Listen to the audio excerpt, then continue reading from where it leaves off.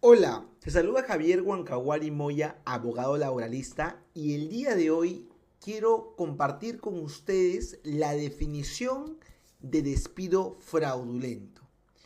Bueno, como ustedes sabrán, el despido fraudulento fue un despido netamente creado por diferentes tipos de precedentes por el Tribunal Constitucional. Y el despido fraudulento se divide en alrededor de 5 causales. Tomen nota, por favor. Se le imputa al trabajador hechos notoriamente inexistentes, falsos o imaginarios. 2. Si se le atribuye una falta no prevista legalmente, vulnerando el principio de tipicidad. 3. Si se le imputa la extinción de la relación laboral con vicio de la voluntad. Y 4. Si el despido se produce en base a la fabricación de pruebas. Y un punto más que fue creado por el expediente 0206-2005 Acción de Amparo, cuando se imputa al trabajador hechos notoriamente inexistentes, falsos o imaginarios, o se le atribuye una falta no prevista legalmente. ¿Cuál es el cuestionamiento y cuál es la crítica?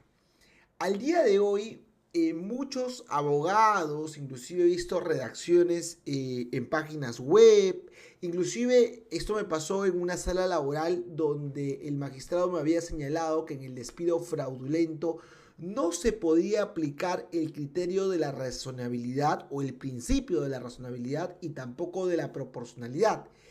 Y me da la curiosa idea porque salió una casación, la 17160-2017 de Tacna, que hablaba sobre el despido fraudulento.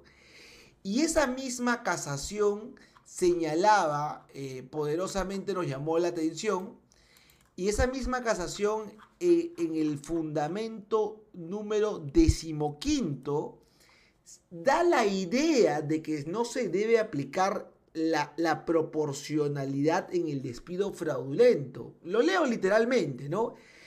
Es necesario precisar que a pesar de que, como se sostuvo anteriormente, la pretensión del demandante es la reposición, la misma que solo es factible mediante el despido fraudulento invocado y no el arbitrario, y no resulta necesario evaluar la proporcionalidad de la sanción.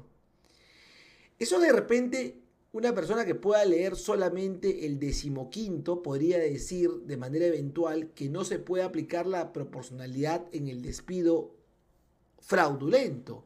Pero en la misma sentencia, en el 16 aplica la proporcionalidad y analiza el tema de la sanción y dice que efectivamente la sanción es razonable y proporcional. Creo que ha sido netamente una mentira, una falsedad que se ha escrito en redes, se ha compartido esta información, que decir que en el despido fraudulento no se puede aplicar la proporcionalidad, y eso es totalmente falso. Inclusive en la casación 19286 del año 2017 se señala de manera expresa y clara que la proporcionalidad y la razonabilidad son principios elementales que se deben de aplicar en todo tipo de sanción. La graduación o determinación de la gravedad dependerá de cada supuesto de despido previsto en la norma. O sea, no puedes dejar de aplicar un principio básico en el derecho como la proporcionalidad y la razonabilidad, porque son principios fundamentales que son transversales. ¿Por qué lo digo? Porque acaso cuando el empleador que tiene la necesidad de despedirte por una capacidad o por una conducta, te dice acaso te estoy despidiendo por un despido fraudulento, por un despido incausado o por un despido arbitrario? O sea, tú no puedes pensar de esa naturaleza. O sea, el despido es que el empleador, por el artículo 23.4 y punto 3, que da la carga probatoria de la nueva ley procesal de trabajo, es el empleador que en audiencia tiene que justificar el despido, no contrariamente. Entonces, creeríamos que en realidad se está inaplicando las cargas probatorias y que efectivamente el juez tiene la necesidad prima facie de aplicar, de que la sanción, más allá de aplicar que sea un despido fraudulento, incausado, o arbitrario o nulo, señalar esa conducta que presuntamente realizó el trabajador fue proporcional o racional para romper el vínculo laboral, ¿ok? Esa es la primera fase. Ya después se analizará efectivamente si es proporcional o no y consecuentemente encauzarlo en un tipo de despido, ¿ok? Pero creo que el análisis siempre primogénito, o sea, de la génesis para poder cerrar esos tipos de despido es analizar la proporcionalidad y la razonabilidad.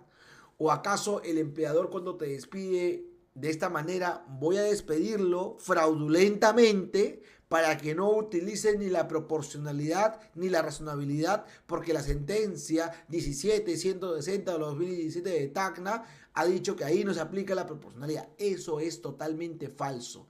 Y lo dice, y vuelvo a repetir, 16º considerando, porque en esa misma sentencia que muchos jueces o magistrados, o inclusive se redacta por el internet que no se debe aplicar la proporcionalidad en un despido fraudulento, dice todo lo contrario.